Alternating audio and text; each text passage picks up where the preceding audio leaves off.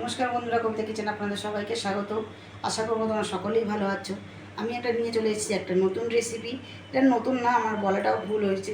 এটা আরেকবার আমার দেওয়া হয়েছে, এটা দুবার আমার দেওয়া হয়েছে। এটা হচ্ছে বানাবো একটা স্পেশাল ঠেকুয়া। আর এটা হচ্ছে তোমার হচ্ছে ছট পুজোর একটা স্পেশাল ঠেকুয়া আমি বানাবো আজকের, আবার নতুন করেই বানাবো। আমার কেন কালই ছট পুজো রয়েছে, তার জন্যই আমি স্পেশালিটা দিচ্ছি। আর আজকে কি কি দিয়ে বানাবো আমি সেটাও তোমাদেরকে দেখাচ্ছি। এখানে দেখো আমি নিয়ে নিয়েছি নারকেল কোড়া, আর এইটার হচ্ছে ডালনাটা দিয়ে বানালে কিন্তু ঠেকুয়াটা ভীষণ মুচমুচে হয়, যার জন্য ডালনাটা দিয়ে বানাচ্ছি। আর এখানে দেখো চীনা বাদাম, আমি কাঁচা বাদাম কিনে নিয়ে এসে বাড়িতে ভেজে এটাকে মিক্সিতে গুঁড়ো করে নিয়েছি। তোমরা মিক্সিতে গুঁড়ো না করেও দিতে পারো। আর এখানে আমি চিনি আমার নিজের পরিমাণ মতন আমি গুঁড়ো করে নিয়েছি। আর নিয়ে নিয়েছি 1 বাটি সুজি। এটা ছোটো দানার সুজিটা আমি নিয়ে নিয়েছি। তোমরা তোমাদের পরিমাণ মতন কীরকম সুজি নেবে সেটা তোমাদের মতন নিয়ে নিতে পারবে। তাছাড়া এখানে একটা পাত্র নিয়ে নিয়েছি, নিয়ে নেবো একটু আটা আর ময়দা। তো এখানে নিয়ে নেবো আটা।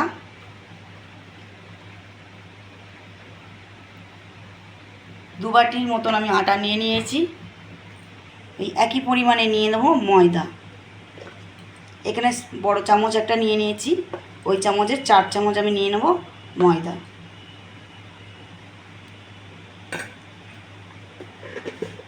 এরপরে দিয়ে দেবো সুজিটা, অল্প একটু দিয়ে দেবো বেকিং সোডা।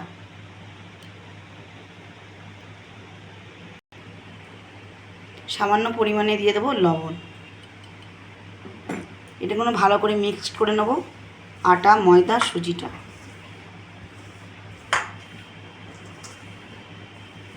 এরপরে যেই বাদামটাকে আমি গুঁড়ো করে রেখেছিলাম, এই বাদামটাকে দিয়ে দেবো।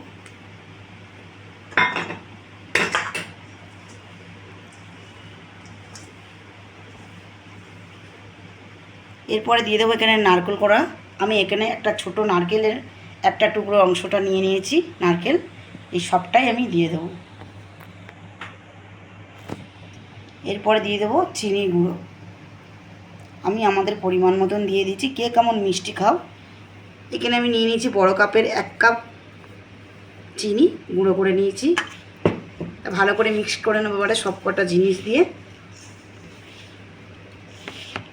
আর এর মধ্যে কিন্তু জল দিলে একদমই ঠেকুয়া ভালো হবে না। তোমাদেরকে আমি আগেও বলেছি, এখনও বলছি, ঠেকুয়ার মধ্যে কিন্তু জল দিয়ে ঠেকুয়া কিন্তু একদম নরম হয়ে যাবে, আটা মাখার মতন হয়ে যাবে।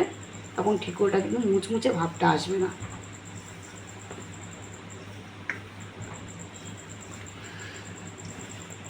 তো এইদিকে দেখো সব কটা জিনিস আমার একভাবে মাখানো হয়ে গেল খুব সুন্দরভাবে। এইবার এখানে যে ডালনাটা আমি গরম করে রেখেছি, এই ডালনাটাকে আমি অল্প অল্প করে দিয়ে দেবো।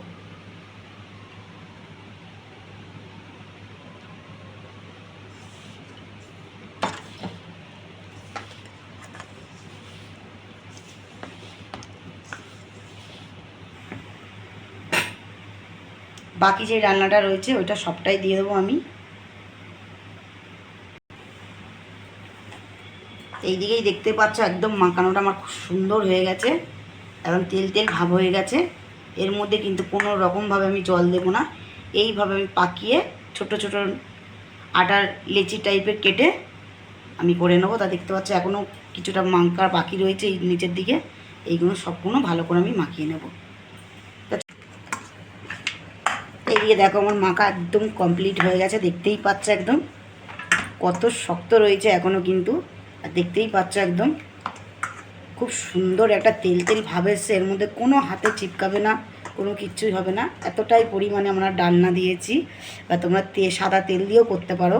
আমি আগেও ছেড়েছি সাদা তেল দিয়ে, কিন্তু ডালনা দিয়ে আরও মুচমুচে হয়, যার জন্য এবারে আমি কিন্তু ডালনা দিয়ে বানিয়েছি। তা চলো এইগুলো আমি কীভাবে বানাবো তোমাদেরকে একটু দেখিয়ে দিই।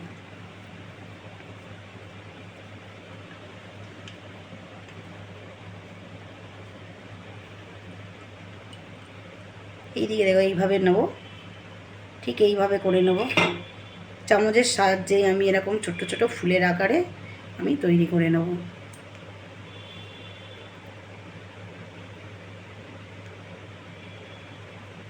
এই দেখো কত সুন্দর এটা লাগছে দেখতে না? ঠিক এইভাবে আমি সবকটা বানিয়ে নেব।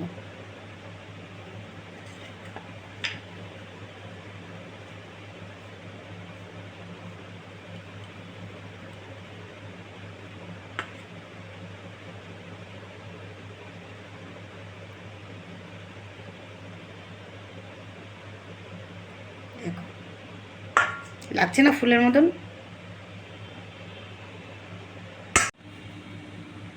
তো এইদিকে দেখো তেলটা আমার গরম হয়ে গেছে, আর এইদিকে দেখো আমার পুরো কমপ্লিট হয়ে গেছে ঠেকুয়া বানানো। তা চলো এক এক করে আমি তেলের মধ্যে ছেড়ে দিই।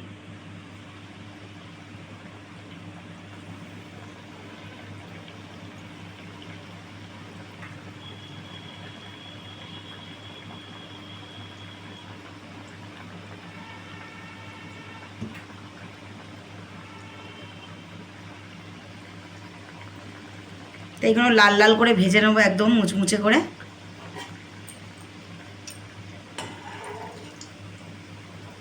আর গ্যাস কিন্তু কমিয়ে কিন্তু ভাজতে হবে, এইগুলো গ্যাস বাড়িয়ে দিলে কিন্তু ভেতরে কাঁচা থেকে যাবে, ওপরটা কিন্তু পুড়ে যাবে। তো এইদিকে দেখো এক সাইডটা আমার হালকা হালকা লাল লাল হয়ে গেছে, আমি উল্টিয়ে দিচ্ছি। এইগুলো আরেকটু লাল লাল হবে।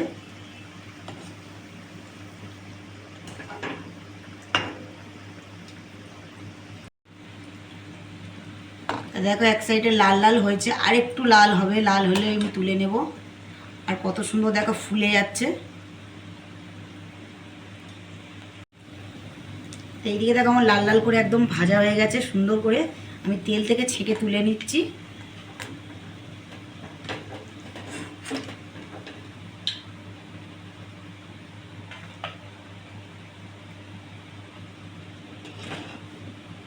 এরপরে এই বাকি যেগুলো রয়েছে এইগুলো একইভাবেই আমি ভেজে নেব সব কটাই।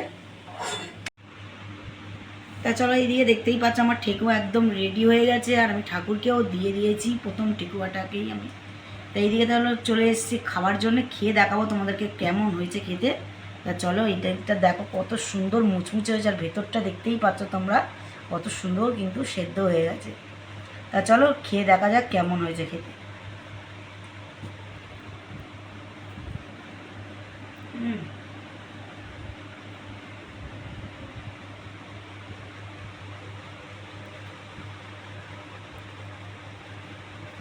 সত্যি খুব সুন্দর হয়েছে খেতে, মুচমুচে হয়েছে, রেসিপিটা খুব সুন্দর হয়েছে খেতে। তোমরা বাড়িতে অবশ্যই একবার ট্রাই করবে।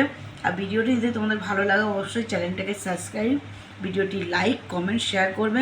তা চলো দেখা হচ্ছে তোমাদের সাথে কোনো নেক্সট ভিডিও নিয়ে। ভালো থেকো, সুস্থ থেকো, টাটা বাই বাই।